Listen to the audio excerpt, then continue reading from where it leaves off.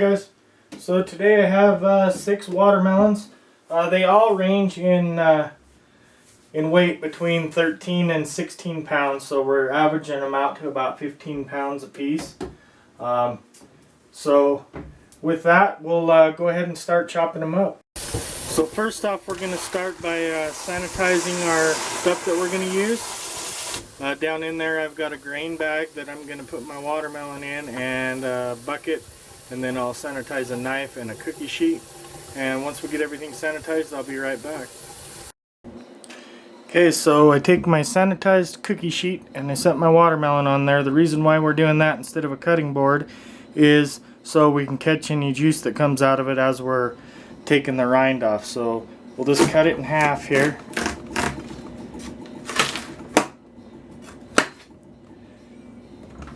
Move half of it out of the way. Take a slice off the end here. And then we'll just cut the rind away. Try and stay as close to the green part as you can.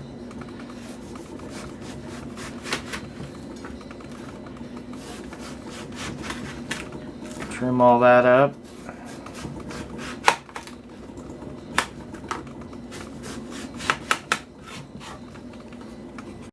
Okay, and then we'll just actually toss the rind, and we'll trim up the other half of it.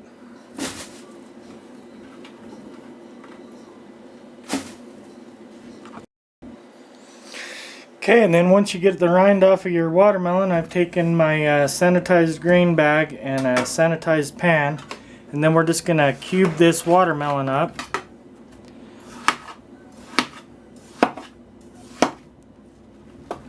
We'll just cube it up, you know, like 1-inch cubes, and we'll toss it into our grain bag in our pot here.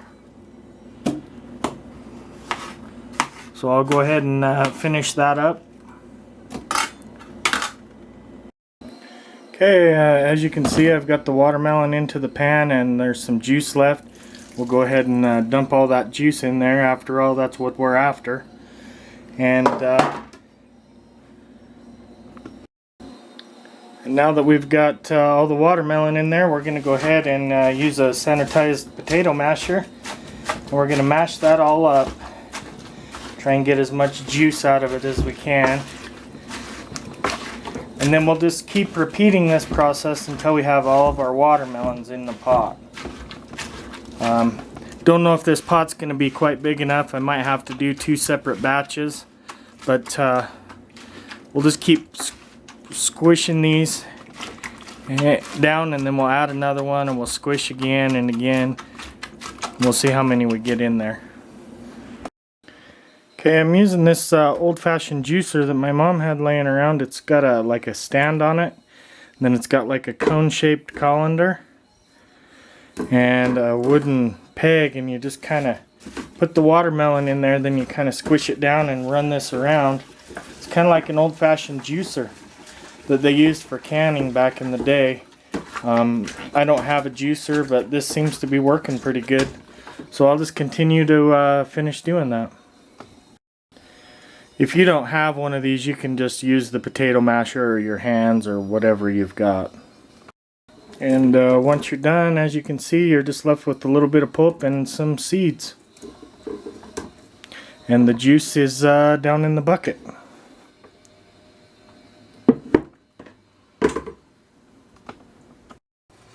Okay, so I've got half the watermelons in here. That's about all that's going to fit in my pot.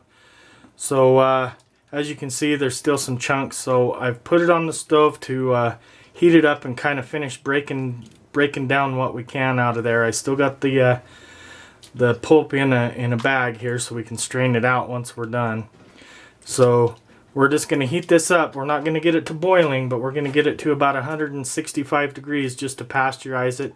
That way it'll kill off anything that's in it, and it'll break down the fruit a little more. So when we get to temperature, I'll be back. Okay, so we've reached temperature. I've reduced the heat a little bit. We're going to hold it at this temperature for 10 to 15 minutes just to pasteurize it. Okay, and then to that I'm going to add 3.5 pounds of sugar that I've already got measured out. And we're going to stir that in for like the last couple minutes while it's heating, just so it dissolves well. And we'll do this exact same thing in the second batch. We'll add 3.5 pounds, so 7 pounds of sugar total. That's going to bring our alcohol content up. Okay, now that we've got that sugar mixed in there real good, we will turn the heat off and we'll let it cool while we finish processing the other half of the watermelon. Okay guys, now that you have your watermelon all processed and pasteurized, to anyone that's new to winemaking, you need to make sure that everything from this point on is sanitized. They have lots of different sanitizers on the market. They're no rinse sanitizers. I use Star San, but there's One Step. There's many options out there. You can use bleach, you can use boiling water. Just make sure everything's sanitized before you let your wine touch anything else from this point on. So I'll go ahead and sanitize all the equipment I'm going to use, and I'll be back once I get that done. Okay, now that you've got your bucket sanitized and the wine has, or the must, that's what it's called now. Now that the must has cooled off, we're going to go ahead and tie the bag at the top, just so none of the pulp can get out. And it's still warm, you can see the steam coming off of it, but it's cooled down enough that we can get it in our bucket. So I'll bring my sanitized bucket over here and switch it over to the bucket. And then we've got our watermelon must here, and we'll just pour it down over the bag into the bucket, and then we will do the second batch.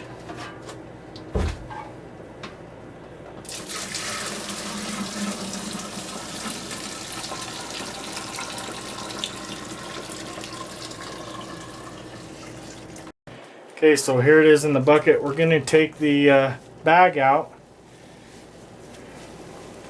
and let all the juice strain off of it. So we'll take a sanitized colander, stick it under there, set it down in the colander, and we'll let it sit there and drain off.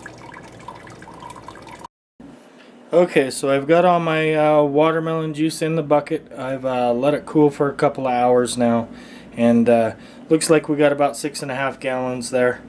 I'm going to take my sanitized stirrer and I'm going to mix it real well.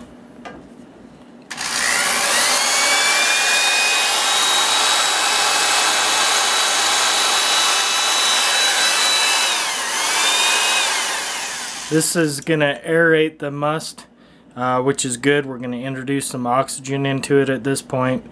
That's good for the yeast, so that's why we're doing this.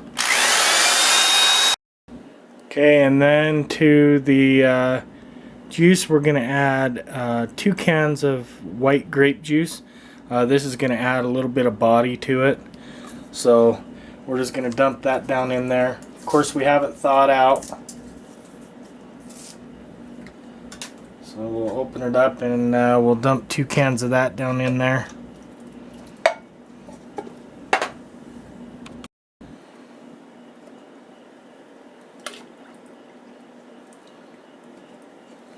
And then we're going to stir it once again.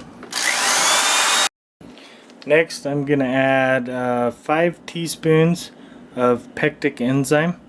This is going to help break down the fruit, whatever's still in the juice, so we'll get a nice clear product at the end. So I'm going to add 5 teaspoons of that in there.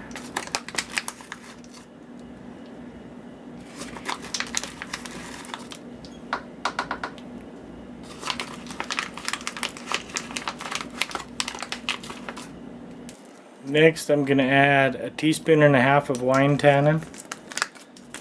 This just kind of helps the body of the wine, gives it some more flavor. So we'll add 1.5 teaspoons of that. Next, we're going to add 2.5 tablespoons of acid blend.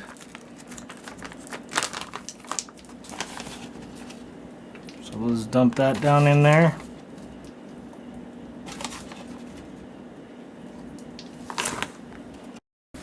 Then 2 tablespoons of yeast nutrient. Now you don't have to add any of this stuff in. This just makes the wine taste better. If you don't have this stuff, you don't have to add this stuff. And then we're going to add a teaspoon of potassium metabisulfite. This is going to kill off any wild yeast or anything that's left in the must at this point. That's why we're not going to pitch the yeast until tomorrow. We're going to wait 24 hours after putting the potassium metabisulfite in, just so it can do its job and kill off any of the wild yeast or anything that happens to be in the must now. And we're going to stir it one more time really good.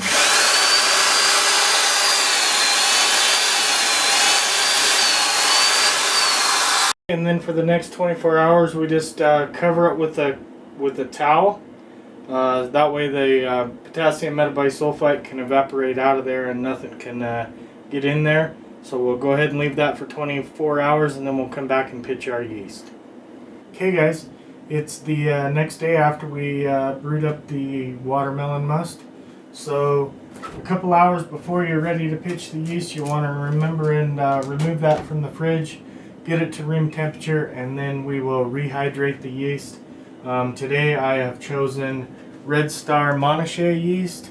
The reason that I've chosen this one for the watermelon wine is watermelon's a really delicate fruit, and the Montrachet yeast isn't quite as harsh as the champagne yeast, and it'll leave a little bit more aroma and flavor in the wine in the finished product. That's the reason I've chosen the Montrachet yeast. But you can use any kind of yeast.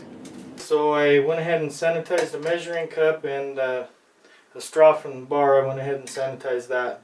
I got some room temperature water. We're just going to go ahead and pour that in there just to rehydrate our yeast. Then we'll go ahead and cut the top of our yeast packet off with some sanitized scissors. And we'll dump that down into the water to start rehydrating. Stir it up a little bit.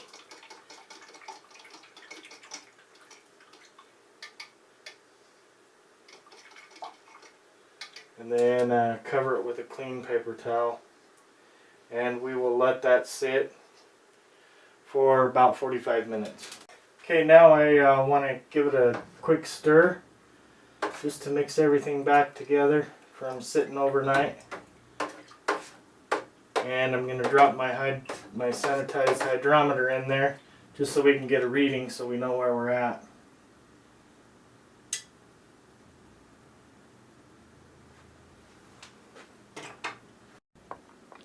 Looks like we're at 1.095 on the hydrometer, which I wanted to be at 1090, and we're at 1095, so we're right where we wanted to be.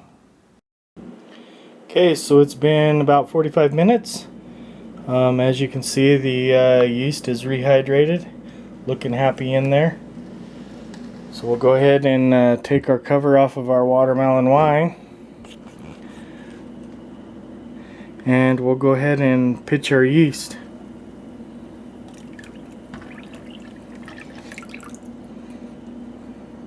Okay, so now that we've pitched the yeast, we'll go ahead and sanitize our bucket lid, and we'll snap that down on top and sanitize our airlock. I've already got it full of sanitizer, and we'll pop that in, and this should start showing signs of fermentation anywhere between 2 and 20 hours. So we'll come back and check on it. This is going to end part 1 of the watermelon wine series.